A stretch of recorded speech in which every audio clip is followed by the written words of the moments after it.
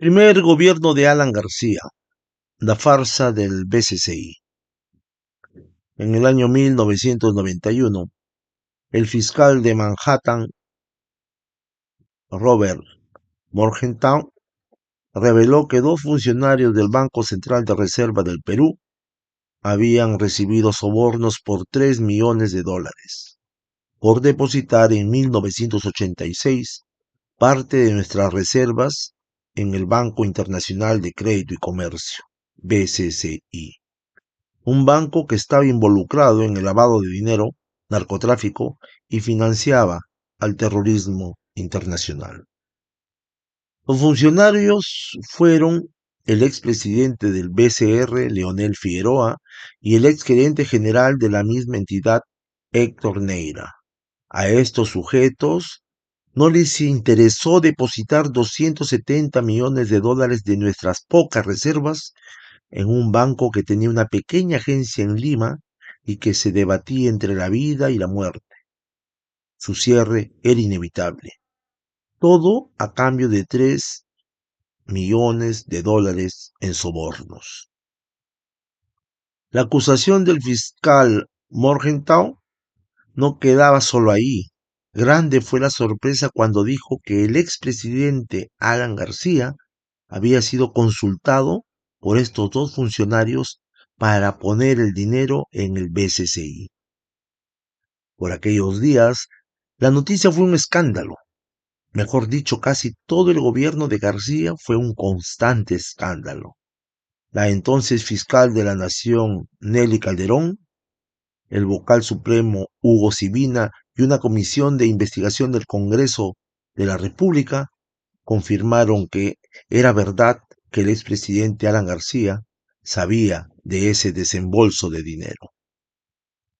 Se presentaron muchas pruebas, una de ellas un fax de Figueroa dirigido a Neira en los días que se hizo el depósito, diciéndole: para tu conversación con Amer, dile que el presidente ya está de acuerdo con todo lo conversado.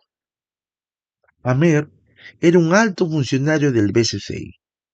Al referirse a el presidente, era evidente que no pudo tratarse del presidente del Consejo de Ministros, Luis Alba Castro, quien solo tuvo participación exterior en este asunto. Por lo tanto, tenía que tratarse del presidente de la República. El total del dinero que se transfirió al BCCI estaba definido desde un inicio. Tras las investigaciones, se estableció que para las coimas y la modalidad del reparto, se incluyó a más gente del BCR. El fiscal afirmó contundentemente en una conferencia de prensa que el expresidente García fue consultado y dio su aprobación para la colocación de los depósitos del Banco Central de Reserva del Perú, con todos los riesgos que significaba esta delincuencial operación. A Leonel Figueroa y Héctor Neira se les detuvo y se les envió a prisión, aunque jamás confesaron si García era parte de este acuerdo. ¿Puede un presidente obviar dónde van las pocas reservas de su país? Según Morgenthau, los sobornos se hicieron mediante transferencias a las cuentas número 205-846-0009 de un banco en Panamá. De ahí el dinero fue transferido a dos cuentas, una de Figueroa y otra de Neira. El fiscal reafirmó una versión ante la comisión de parlamentarios integrada por los diputados Fernando Olivera, Lourdes Flores, Pedro Gateriano y Fausto Alvarado. El país se vio envuelto en un clima de indignación y perturbación. No solamente estaban envueltos el expresidente García, Figueroa, Neira, también el ministro de Economía y Finanzas Luis Alba Castro, bajo cuya administración se había producido este soborno. El parlamentario Miguel Vega Alvear, presidente de una comisión que investigó estos hechos corruptos, descubrió que Brian Jensen, otro ex gerente del Banco Central de Reserva, había obrado en nombre del BCCI y había abierto tres cuentas cifradas en el Swiss Bank de Panamá, las que se denominaron Sara, Tierra Firme y Selva Verde, y fueron donde se depositaron las coimas por 3.200.000 dólares. Figueroa y Neira decidieron depositar los 270 millones de dólares de las pocas reservas peruanas. Pero como sucede en la actualidad, las comisiones investigadoras del Congreso de la República solo sirven para gastar millones de soles a cambio de ningún resultado. Vega Alvear, presidente de la comisión, manifestó que el expresidente García sabía de la decisión de realizar el depósito en el BCCI, pero que no había indicios que hubiera recibido dinero de esta operación. Figueroa y Neira se hicieron de motivos para salir del país y no presentarse ante la comisión investigadora.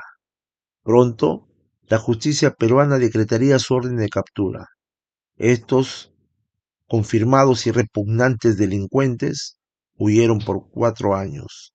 La Interpol los rastreó por Chile, Ecuador, Argentina. El 22 de mayo de 1995 fueron capturados en Curitiba, al sur de Brasil.